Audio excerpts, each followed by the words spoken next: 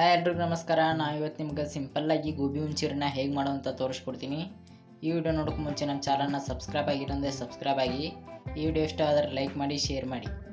ಬನ್ನಿ ಇದಕ್ಕೆ ಬೇಕಾಗುವಂಥ ಸಾಮಗ್ರಿಗಳನ್ನ ನೋಡ್ಕೋಣ.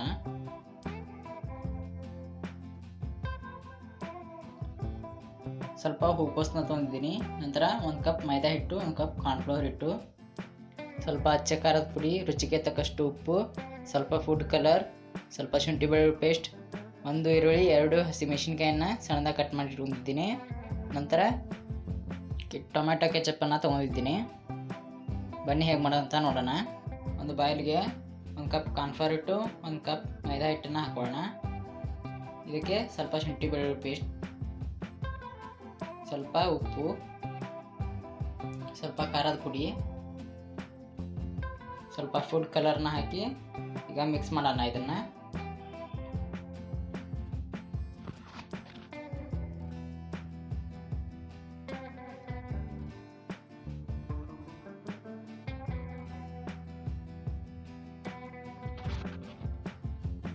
ಸ್ವಲ್ಪನೇ ನೀರು ಹಾಕೊಂಡು ಮಿಕ್ಸ್ ಮಾಡೋಣ.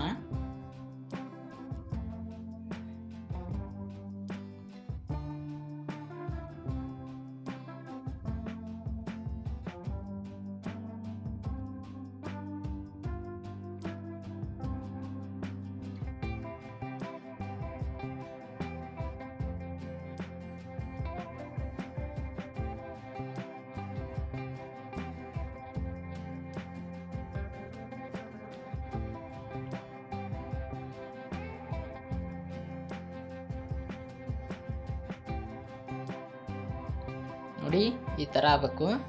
ಇದಕ್ಕೆ ಹೂಕೋಸನ್ನ ಹಾಕೋಣ. ಹೂಕೋಸನ್ನ ಇದರಲ್ಲಿ ಮಿಕ್ಸ್ ಮಾಡೋಣ.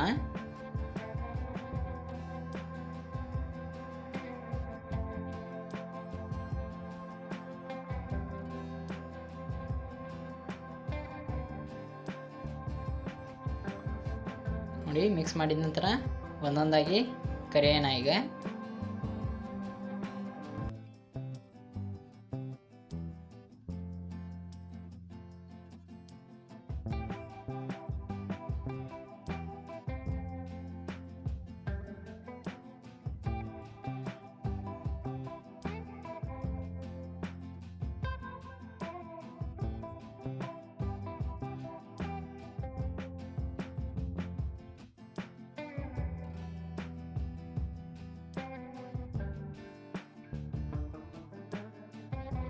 ಗೋಬಿ ಎಲ್ಲ ಕ್ರಿಸ್ಪಿ ಆಗುವವರೆಗೂ ಕರಿಬೇಕು.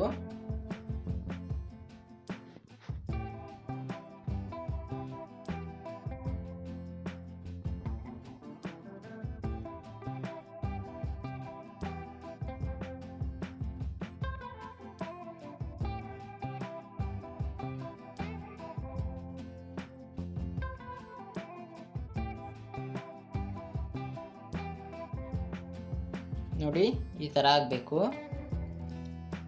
ಈಗ ತೆಗೆದುಬಿಡೋಣ ಇವನ್ನೆಲ್ಲ.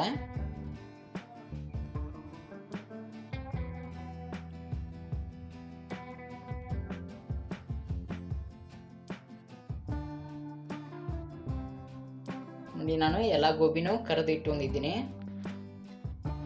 ಈಗ ಅದೇ ಪಾತ್ರೆಯಲ್ಲಿ ಸ್ವಲ್ಪ ಎಣ್ಣೆ ಹಾಕಿ, ಸ್ವಲ್ಪ ಈರುಳ್ಳಿ ಹಾಗೂ ಸ್ವಲ್ಪ ಹಸಿಮೆಣಸಿನ್ಕಾಯನ್ನು ಹಾಕಿ ಫ್ರೈ ಮಾಡೋಣ.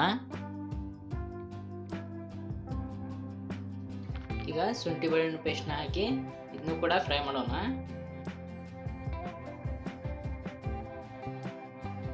ಈಗ ಇದಕ್ಕೆ ಸ್ವಲ್ಪ ನೀರನ್ನು ಹಾಕೋಣ.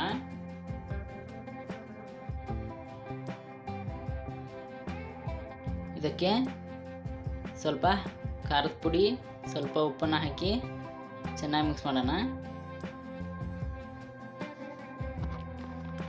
ನಂತರ ಇದಕ್ಕೆ ಟೊಮೆಟೊ ಕೆಚಪ್ಪನ್ನು ಹಾಕೋಣ.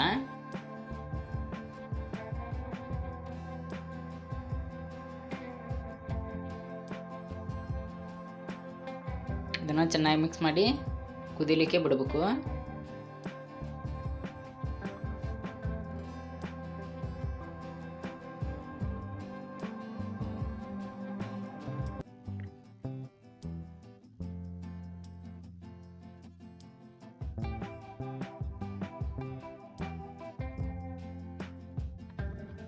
ಇದಕ್ಕೆ ಗೋಬಿ ಹಾಕಿಬಿಟ್ಟು ಚೆನ್ನಾಗಿ ಮಿಕ್ಸ್ ಮಾಡಿದರೆ ಗೋಬಿ ಮಂಚೂರಿ ರೆಡಿ ಆಗುತ್ತೆ.